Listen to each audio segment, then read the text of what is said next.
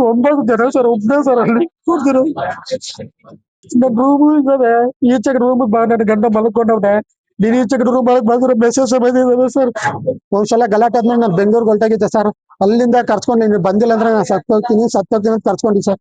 ಕದ್ದು ಮುಚ್ಚಿ ಪ್ರೇಮ ಸಂಬಂಧ ಇಟ್ಕೊಂಡಿದ್ದ ಗೃಹಿಣಿಯೊಬ್ಳು ಸಂಬಂಧ ಬಯಲಿಗೆ ಬಂದ ಬಳಿಕ ಅದೇ ಪ್ರಿಯಕರನ ವಿರುದ್ಧ ಪೊಲೀಸರಿಗೆ ದೂರು ನೀಡಿರುವ ಆರೋಪ ಕೇಳಿಬಂದಿದೆ. ಗಂಡ ಕೆಲಸಕ್ಕೆ ಹೋದ ವೇಳೆ ಪ್ರಿಯಕರನನ್ನು ಮನೆಗೆ ಕರೆಸಿಕೊಳ್ತಾ ಇದ್ಲು ಎನ್ನಲಾಗಿದ್ದು, ನಿನ್ನ ಬಿಟ್ಟು ನಾನು ಇರಲ್ಲ ಚಿನ್ನ, ಬಂಗಾರ ಅಂತ ರೀತಿಯ ಪ್ರೇಮ ಸಂದೇಶಗಳು ಮತ್ತು ರೀಲ್ಸ್ಗಳು ಸಾಮಾಜಿಕ ಜಾಲತಾಣಗಳಲ್ಲಿ ವೈರಲ್ ಆಗಿವೆ. ಆದರೆ ಪರಿಸ್ಥಿತಿ ಬದಲಾದ ನಂತರ ಪ್ರಿಯಕರನ ಮೇಲಿಗೆ ಆರೋಪ ಹೊರಿಸಿ ಪೊಲೀಸರಿಗೆ ದೂರು ನೀಡಲಾಗಿದೆ ಅಂತ ಹೇಳಲಾಗ್ತಿದೆ.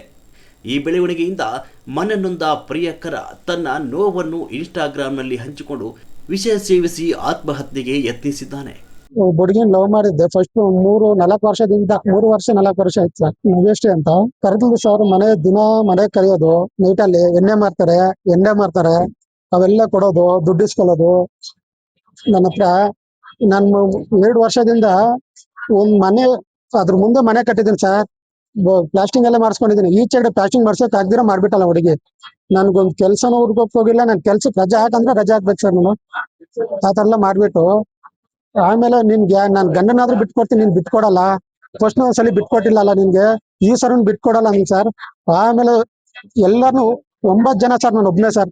ನಮ್ಮ ಅಣ್ಣಂದು ಅವ್ರು ಶುಕ್ರವಾರ ನೈಟ್ ಗಲಾಟೆ ಆಗಿತ್ತು ಸ್ವಲ್ಪ ಪೆಟ್ರೋಲ್ ಬಂಕ್ ಹತ್ರ ನಮ್ಮೂರಲ್ಲೇ. ಬೆಳಿಗ್ಗೆ ಬಂದು ಅವ್ರ ಮನೆಯವ್ರು ಬಂದ್ಬಿಟ್ಟು ಬೆಳಿಗ್ಗೆನೆ ನಮ್ಮ ಅಣ್ಣ ಒಬ್ನೇ ಇರೋದ್ ನೋಡ್ಕೊಂಡು ಹೊಡೆದ್ಬಿಟ್ಟು ಹೋಗಿ ಕಂಪ್ಲೇಂಟ್ ಕೊಟ್ಟು ಬಂದವ್ರೆ. ತಿರ್ಗಾ ನೆಕ್ಸ್ಟ್ ಡೇನು ಹಿಂಗೆ ಗಲಾಟೆ ಮಾಡ್ತಾ ಇದ್ರು. ಹಂಗೆ ನಾವು ಏನಕ್ಕೆ ಗಲಾಟೆ ಮಾಡ್ತಾ ಇದ್ದೀರಾ ಅಂತ ಬಿಡಿಸಕ್ ಹೋಗಿದ್ರೆ ನಂಗೂ ಹೊಡೆದವ್ರೆ.